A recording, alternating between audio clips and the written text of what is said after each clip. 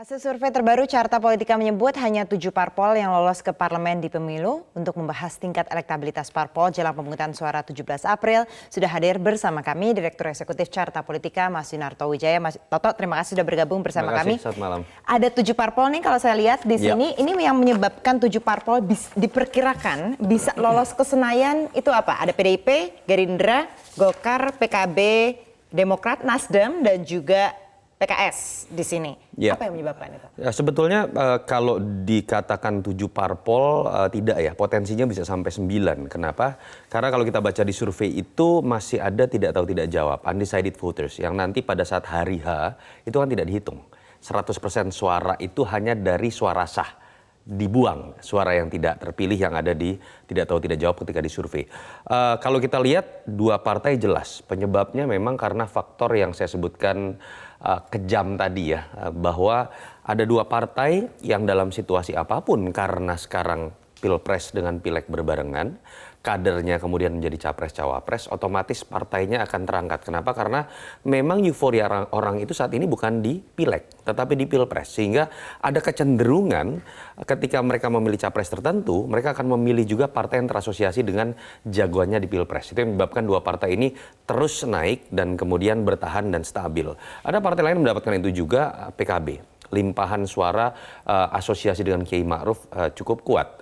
Golkar dikarenakan infrastruktur karena terbiasa memilih. Nah, ada partai-partai penengah lain yang tidak terasosiasi sekuat PDIP misalnya di kubu Pak Jokowi, tetapi memiliki faktor lain seperti Nasdem, infrastruktur. Agak mirip dengan apa yang dimiliki oleh Golkar. Jadi ada pola ketika survei tahun lalu, Nasdem dan Golkar itu agak rendah. Tidak setinggi biasanya. Tetapi ketika nama DCT keluar, caleg-caleg mulai bekerja, perlahan partai mereka naik. Dikarenakan apa? Walaupun brandnya tidak sekuat Gerindra dengan PDIP, tetapi mereka memiliki kekuatan di darat, perang di darat, tokoh-tokoh lokal yang menjadi caleg ketika bergerak otomatis akan menaikkan elektabilitas partai. Walaupun kalau dalam slogannya kalau kita bicara Nasdem itu kan ada Nasdem partaiku, presidenku, Jokowi presidenku, tapi ternyata yang berpengaruh juga orang-orang yang caleg-caleg yang bergerak di lapangan. Iya, jadi Nasdem saya lihat ketika menyadari bahwa infrastruktur cukup kuat, tetapi kemudian brandnya diambil oleh PDIP dalam konteks asosiasi partai dengan Jokowi, sempat mencoba. Jokowiku presidenku, tetapi harus diakui Nasdem mengalami kenaikan yang luar biasa bukan pada saat mengeluarkan tagline seperti itu, tetapi ketika DCT-nya keluar, kebetulan nama-namanya banyak yang merupakan tokoh lokal yang cukup kuat, itu yang disebut dengan infrastruktur politik.